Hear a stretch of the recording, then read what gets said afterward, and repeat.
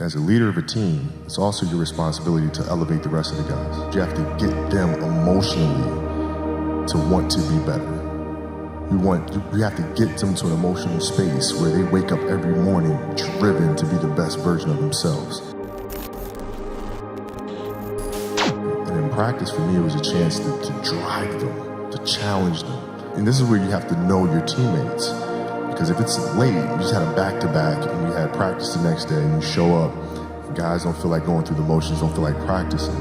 It's important to know each and every one of them individually, personally, because then you know what nerve to touch. And if practice is more intense and harder than a Game 7 will be, then a Game 7 will be easy. But if it's not, then that's when teams start folding and capitulating.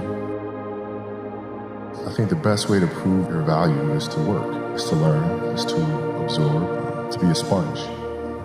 But you always want to outwork your potential. As hard as you believe you can work harder than that. And that's what I tried to do when I first came in the league. But basketball is such a direct competition sport. That competitive nature, the work ethic, and curiosity. Because I asked a lot of questions. I would always sit down and just ask questions about certain games that I studied growing up. What actually happened there? What did you feel there? Why?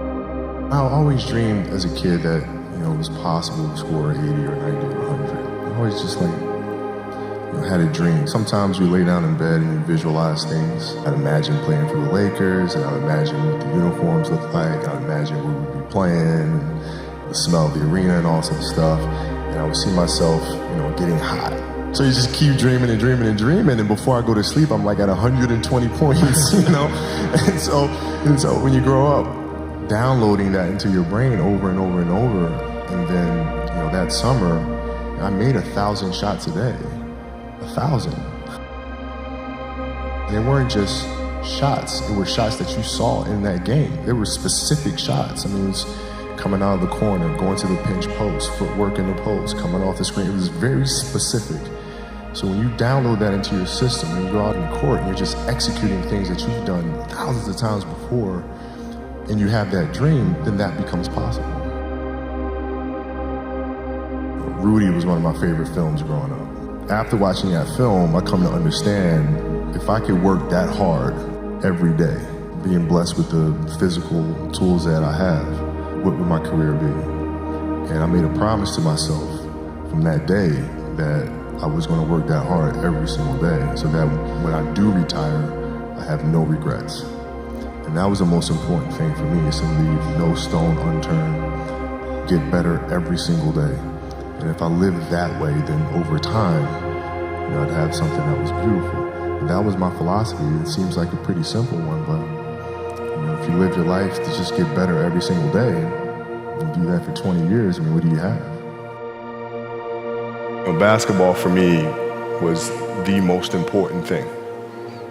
So everything I saw, whether it was TV shows, whether it was books I read, people I talked to, everything was done to try to learn how to become a better basketball player. Everything. And so when you have that point of view, then literally the world becomes your library to help you to become better at your craft.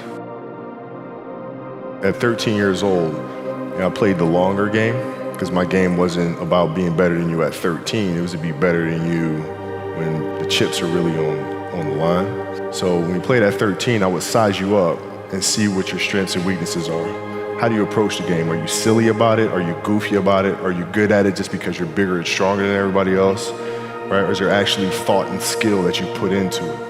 Right? And when I'd play to my weaknesses. Because when you're playing summer basketball, there's so many games. So there's not a lot of skill work being done. So when are you going to get better? Right? When you're playing in competition situations, you're only playing to your strengths. Why? Because you want to win. Right? So what I would do, I was work on the things during those games that I was weak at. Left hand, post game, pull up jump shot. Right? So I have a strategy. And so then fast forward to when I'm 17 and my game is completely well-rounded, and that player at 13 that I saw at 13 is still doing the same shit at 17, now you got a problem. I see a lot of players take vacations with other players that are close friends. It's just to take vacations or just hang out, just to hang out. I never did that. Why not though? Why didn't you do that? Well, because when I retire, I didn't want to have to say, I wish I would have done more. I don't want that. What were some of the factors you looked at on how to improve your game season after season? The game itself it's a complicated answer. So there are very tactical things in terms of footwork and geometry of the court. So you're looking at the court and looking at the 45-degree angles that the court is shaped in and how it needs to operate. That's one component to it. So looking at spots on the floor where you can increase your efficiency, right? You can be on the wing, but there's a certain spot on the wing that improves your angle to drive to the basket, right? So that sort of stuff. Footwork of the opposition, looking at the emotion of the opposition, their tendencies, their weaknesses, and all that stuff. Understanding the momentum of the game, how to create momentum shifts, where momentum shifts come from, all this sort of stuff. And then studying outside of that, right? Looking at different industries, looking at conductors, looking at writers, looking at actors and how they get into character, and then how do they keep themselves in that mental space. So looking at different industries, looking at nature itself, and learning from that and how you can incorporate that into the game. It's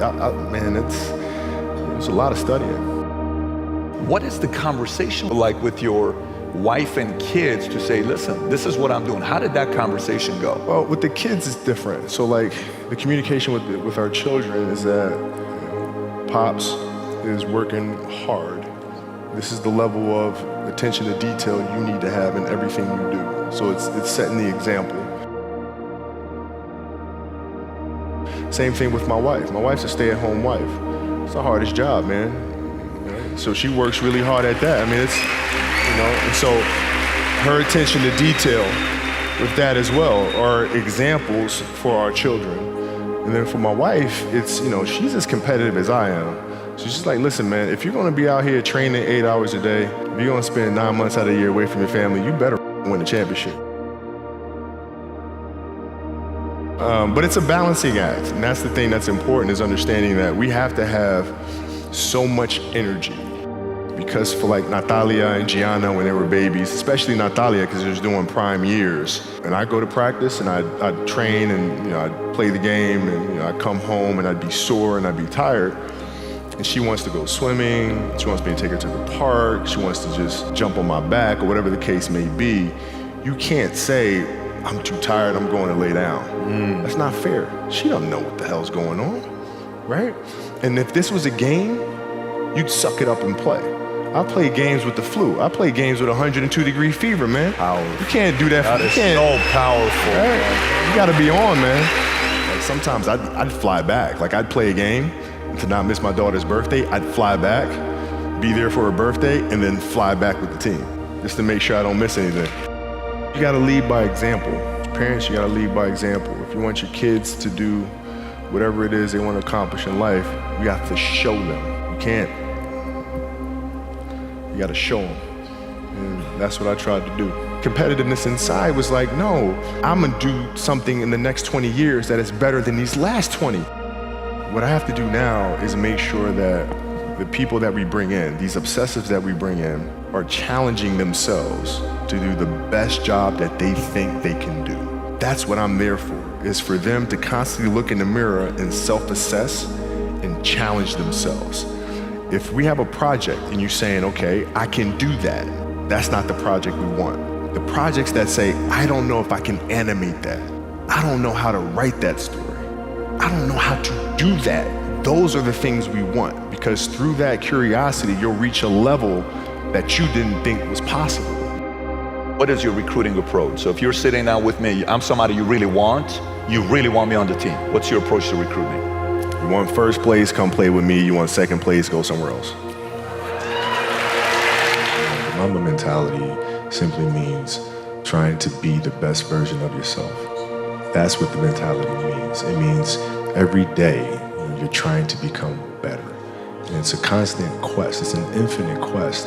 So starting at the age of 2, when I first started playing the game, and on and on and on, I always asked questions. I always tried to get better every single day. At 2, I could dribble a basketball. I could shoot a basketball on the Nerf hoop at the house. And I would go to practice with my father. I would observe my father. I'd sit and watch games with him. I just constantly looked for things to learn from. I'm very observant. I think the greatest fear you face is yourself, because we all have dreams, and it's very scary sometimes to accept the dream that you have. And it's scarier still to say, okay, I want that. It's scary because you're afraid that if you put your heart and soul into it and you fail, then how are you going to feel about yourself, right? So being fearless means putting yourself out there and going for it. No matter what, go for it. Not for anybody else, but for yourself. My goal is changed drastically as I got older. So like as a kid, I said, I want to be the best ever. Right? And now you go through your life and everything you do is try to be the best ever, be the best ever, be the best ever. And as you get older, you start understanding that those things are very superficial things. Right? And everybody has a different opinion about it. No matter what you do, I can win 20 championships. There's always an opinion on who's the best. Everybody has different opinions. And so I started really kind of understanding, maybe that's not the important thing. Maybe the important thing is to, how do we as a team grow? How do I help my teammates be better? So that was the first change for me.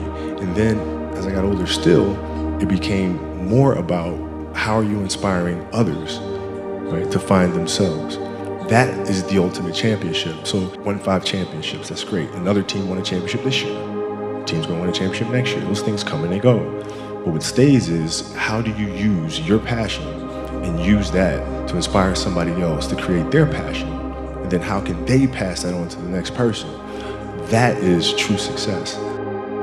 Dreams, they should be pure. And I think a lot of times when we're born into this world, we actually wind up going backwards. And it seems like the more we mature, the more responsible our dreams become. And the more governors we put on ourselves and our ability to dream.